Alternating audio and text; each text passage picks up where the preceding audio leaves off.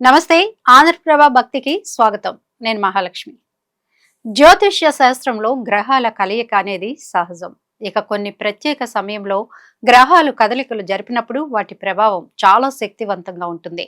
గ్రహాల్లో రాజు అయిన సూర్యగ్రహణం మకర సంక్రాంతి రోజున మకర రాశిలోకి సంచారం చేసిన విషయం తెలిసిందే.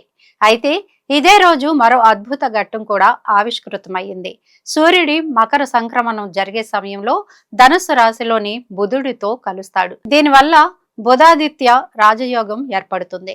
అయితే 100 సంవత్సరాల తర్వాత ఈ అద్భుతమైన కలయిక జరగడం వల్ల ఇది 12 రాశులపై ప్రభావాన్ని చూపుతుందని చెబుతున్నారు జ్యోతిష్య శాస్త్ర నిపుణులు. కానీ ఈ 4 రాశుల వారికి మాత్రం ఊహించని లాభాలు ఉన్నాయట.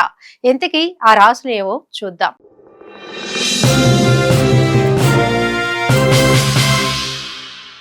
కుంభరాశి.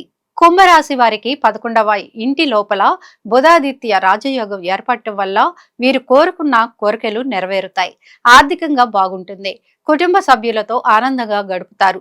తీర్థయాత్రలు చేసే ఛాన్స్ ఉంది. మీ దగ్గర బంధువును కలవడం మీకు చాలా సంతోషాన్ని ఇస్తుంది. ఇంట బయట సంతోషకర వాతావరణం నెలకొంటుంది. ఆరోగ్యపరంగా అద్భుతంగా ఉండబోతుంది. ఆత్మవిశ్వాసంతో పనిచేస్తారు. వృషభ రాశి. వృషభ రాశి వారికి కలిసి వస్తుంది. వీరు దూర ప్రయాణాలు చేసే ఛాన్స్ ఉంది. ఆర్థికంగా కలిసి వస్తుంది. చాలా రోజుల నుంచి ఉద్యోగం కోసం ఎదురు చూసేవారు మంచి ఉద్యోగంలో జాయిన్ అవుతారు. కుటుంబ సభ్యులతో ఆనందంగా జీవిస్తారు. ఊహించిన విధంగా ఆదాయం పెరుగుతుంది. అప్పుల సమస్యలు తీరిపోయి చాలా ఆనందంగా గడుపుతారు. ఇంటా బయట సంతోషకర వాతావరణం నెలకొంటుంది. కన్యా రాశి. కన్యా రాశి వారికి సూర్యుడు ఆశీస్సులు ఉండటం వల్ల వీరు అనుకున్న పనులను త్వరగా పూర్తి చేస్తారు.